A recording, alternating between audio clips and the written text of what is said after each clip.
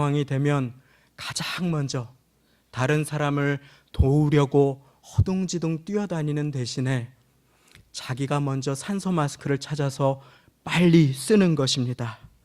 왜 그런지 아십니까? 그래야 한 사람이라도 더 많이, 더 빨리 살릴 수 있기 때문입니다. 우리 이 시간이 은혜의 산소 마스크를 함께 착용하는 시간이 되시기를 원합니다.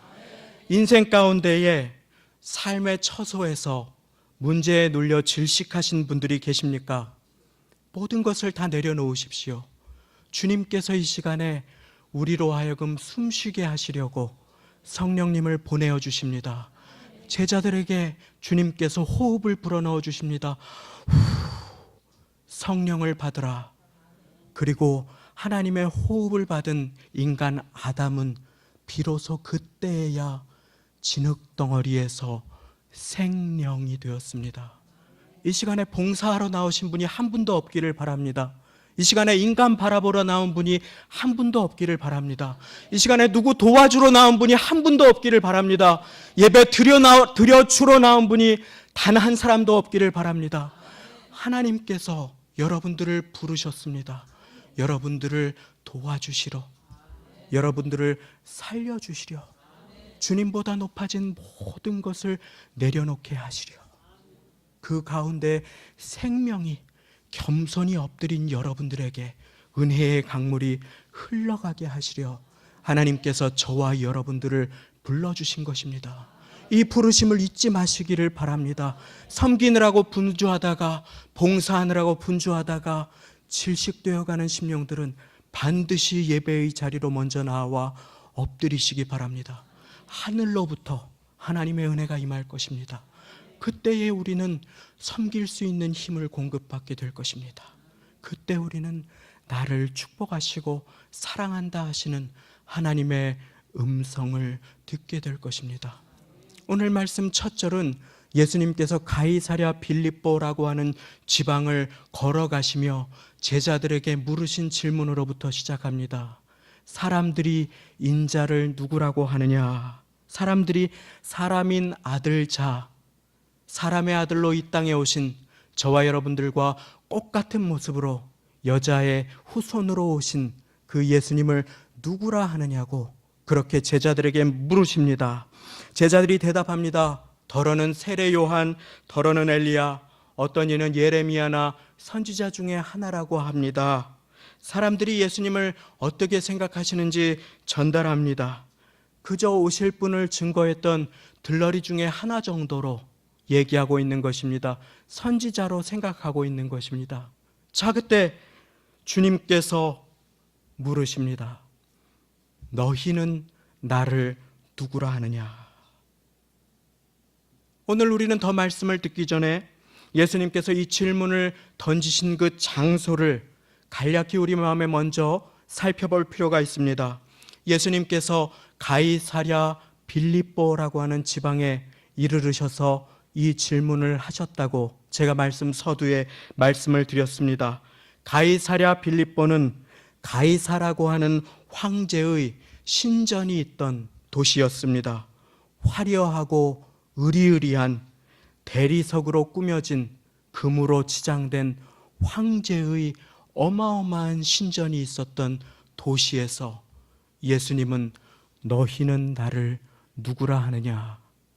그렇게 물어보신 것입니다. 당시 로마 제국은 세계 최강의 제국이었습니다. 그렇기에 모든 길은 로마로 통한다는 말을 우리가 지금까지도 기억하고 있습니다. 이 로마 제국, 세계를 호령한 로마 제국의 자랑과 특징이 있었습니다. 그것은 바로 인간 지식을 숭배하는 것이었습니다. 인간의 생각과 지식이 구원을 가져다 줄 수 있다고 믿었습니다.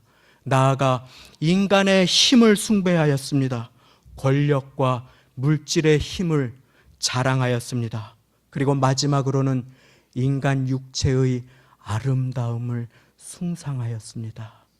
쾌락이 신이 되고 자기의 육신의 즐거움을 섬기는 그와 같은 도시였습니다.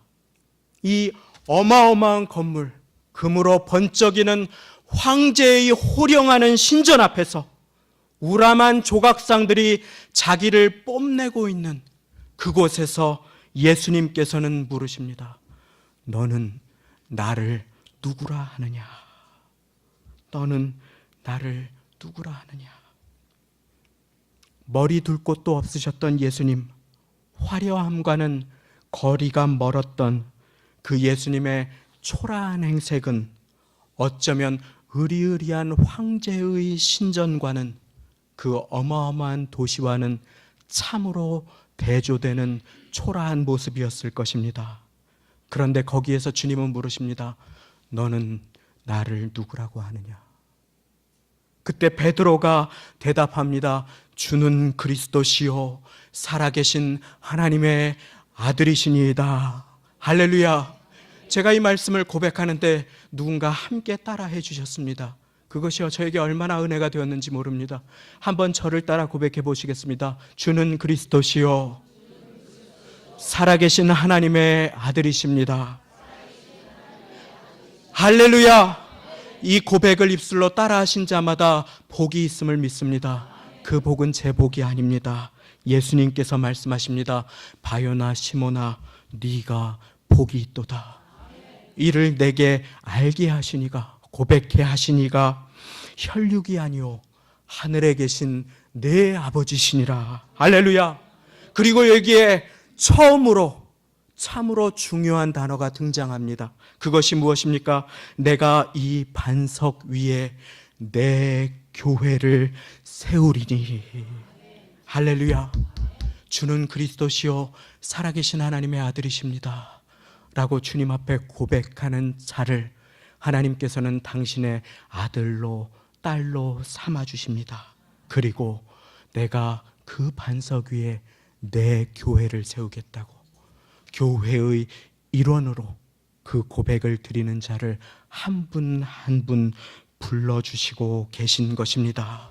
이 귀한 우리의 고백 위에 이 귀한 베드로의 고백 가운데 주님께서는 교회를 세우십니다. 그 교회는 다른 누구의 교회가 아닙니다. 그 교회는 저와 여러분의 교회가 아닙니다. 그 교회는 내가 이 반석 위에 내 교회를 세우리니 바로 내 교회 예수 그리스도의 교회이신 것입니다.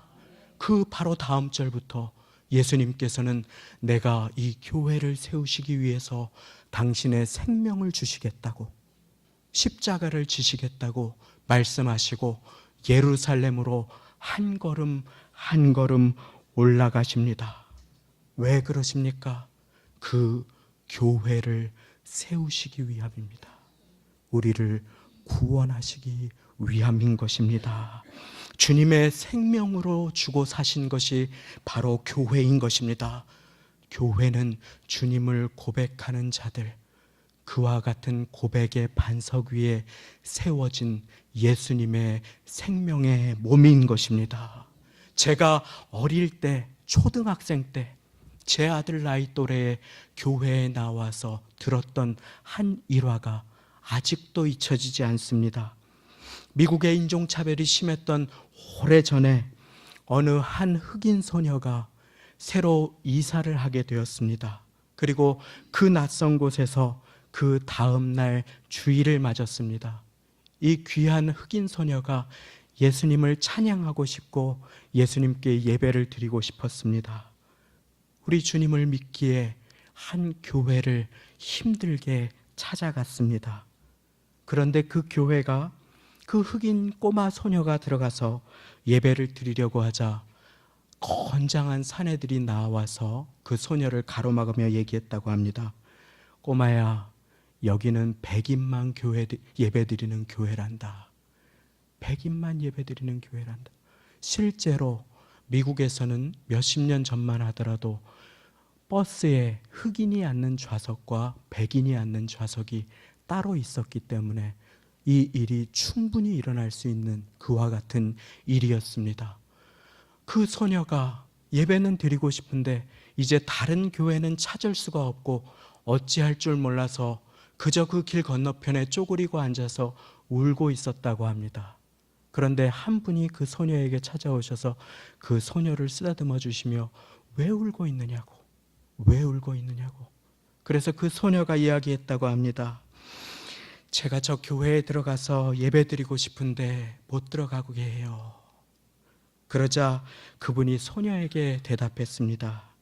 그러니 실은 나도 저 교회에 들어가 본 적이 없단다. 그리고 호련히 사라지셨는데 그분이 바로 예수님이셨다고 하는 것입니다. 주님께서 못 들어가신 교회, 기가 막힌 일이 아닙니까? 사람이 주인된 교회였던 까닭입니다. 인간이 주인된 교회의 모습이 그와 같은 것입니다. 신랑 신부 없는 결혼식이 아닙니까? 예수님이 없는 성탄절이 아닙니까? 이 세상의 모든 교회는 그래서 주님의 교회여야 합니다. 내가 이 반석 위에 내 교회를 세우리니. 그래서 오늘 말씀의 제목은 주께서 주인 되신 교회입니다. 이것이 얼마나 당연한 일입니까? 주께서 주인 되신 교회. 그와 같은 교회에 주님께서 주시는 약속이 있습니다. 내가 이 반석 위에 내 교회를 세우리니 음부의 권세가 이기지 못하리라. 할렐루야! 어떤 교회에 주시는 약속입니까? 우리 주님께서만 주인 되시는 교회에 주시는 약속인 것입니다. 음부의 권세가 이기지 못하리라. 주님께서 죽음을 이기시고 부활하신 주님께서 그 교회에 좌정하시고 다스리시는데 성도님들 한 분 한 분이 그 교회에서 주님을 그리스도라고 높여드리는데 어떻게 음부의 권세가 감히 그 교회를 흔들 수 있단 말입니까? 주께서 거기에 좌정하시고 다스리시고 붙들어 주시는 것입니다. 예수님께서는 그 고백을 드리는 한 사람 한 사람을 통해서 하나님의 꿈과 소원을 이 땅 가운데 펼쳐주시고 이루어 가십니다. 여기에서 우리가 기억할 것이 있습니다. 우리는 교회를 단순히 건물로 생각해서는 안 됩니다. 바울 사도는 분명하게 고린도전서 1장 2절 말씀을 통해서 인사하면서 교회는 그리스도 안에서 거룩하여지고 성도라 부르심을 입은 자들에게, 하나님의 교회된 자들에게 문안하노라 라고 말씀하고 있습니다. 교회는 예수님께서 하나님의 아들이십니다, 나의 구주 되십니다 라는 고백하는 자들의 공동체요, 모임, 그와 같은 자들을 일컫는 것입니다. 예수님 안에서 거룩하여지고 성도라 부르심을 입은 자들의 공동체가 바로 교회라고 주님께서는 오늘 말씀을 통해서 깨닫게 해주고 계신 것입니다. 그런데 어떤 교회는 건물을 자랑합니다. 어떤 교회는 전통을 자랑합니다. 어떤 교회는 부유함을 자랑합니다. 우리 주님께서는 계시록에 이렇게 말씀하십니다.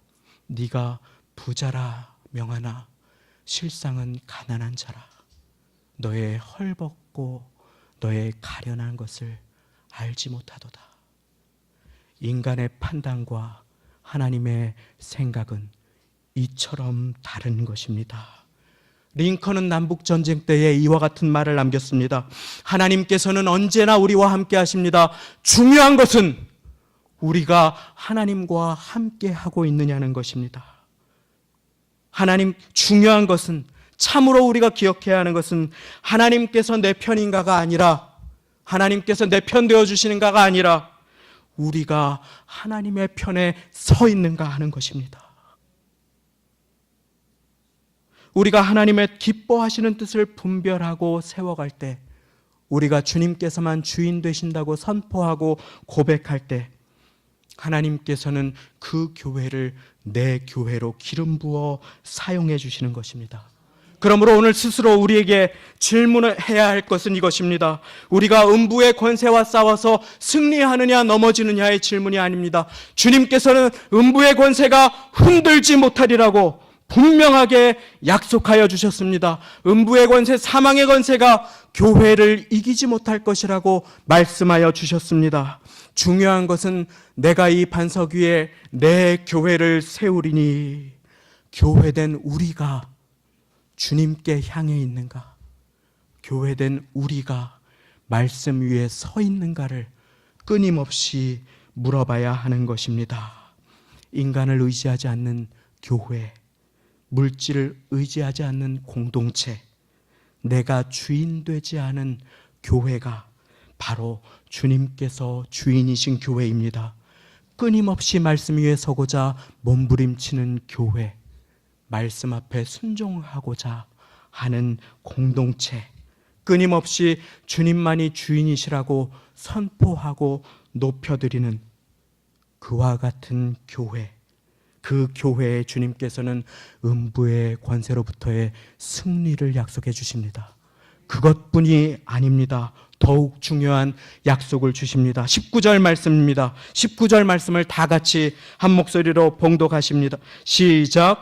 내가 천국 열쇠를 네게 주리니 네가 땅에서 무엇이든지 매면 하늘에서도 매일 것이요 네가 땅에서 무엇이든지 풀면 하늘에서도 풀리리라. 할렐루야.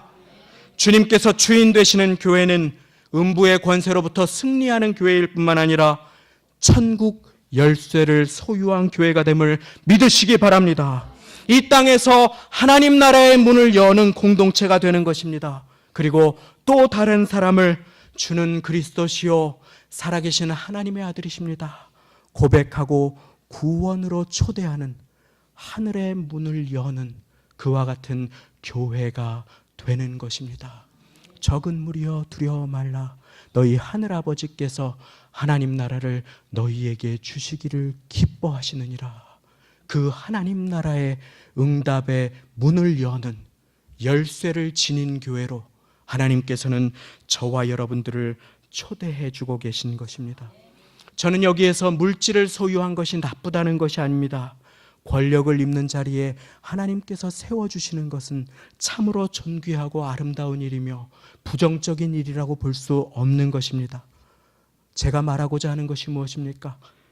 교회된 우리가 만복의 근원이신 주님 대신에 물질을 섬기고 권력을 쫓을 때에 하나님께서는 우리를 통해서 능력 드러내시지 않으시기 때문에 이와 같은 말씀을 선포하는 것입니다. 역대상 29장 12절 말씀을 읽어 올립니다.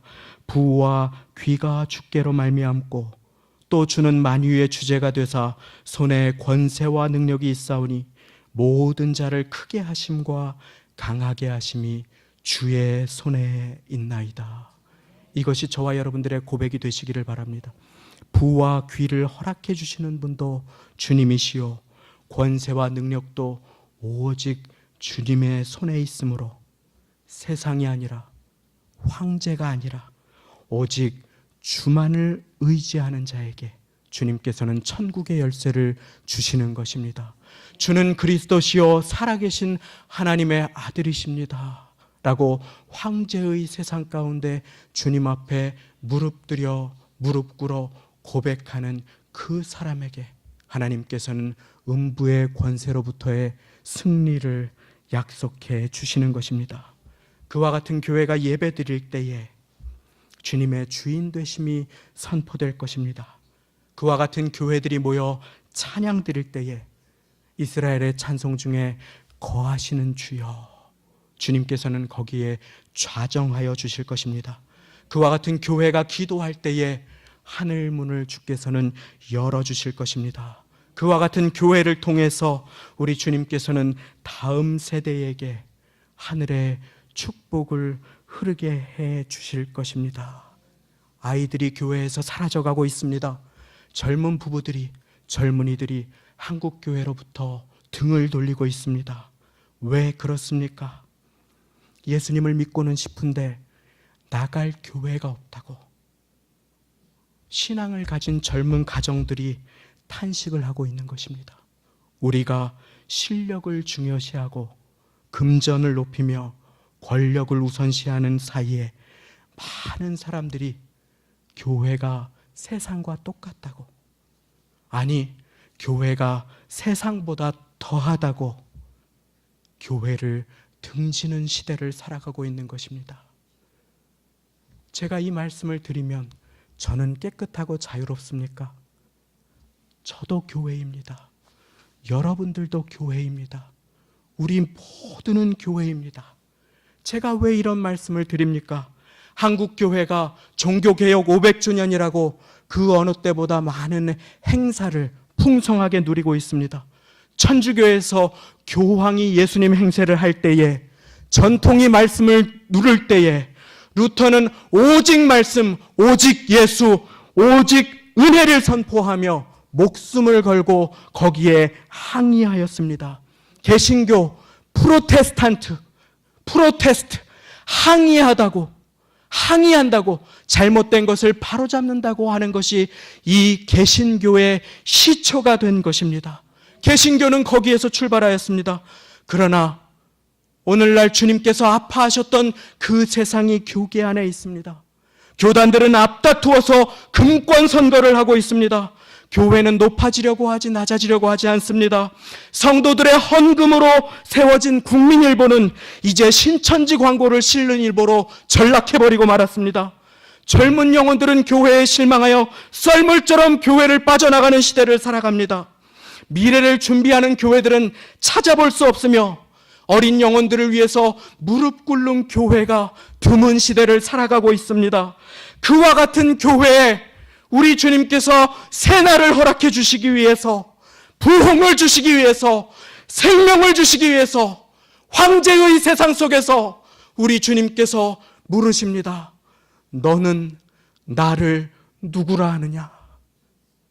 오늘 이 고백 앞에 정직하게 자신을 돌아보시기를 바랍니다. 이 고백 앞에 주는 그리스도시요 살아계신 하나님의 아들이십니다 라고 삶으로 고백하고 선포하는 자마다, 주님만이 주인이시라고 고백하고 높여드리는 자마다 하나님께서는 그 사람을 통해서 새 날, 새 일을, 부흥을 허락해 주실 것입니다. 함께 기도하시겠습니다.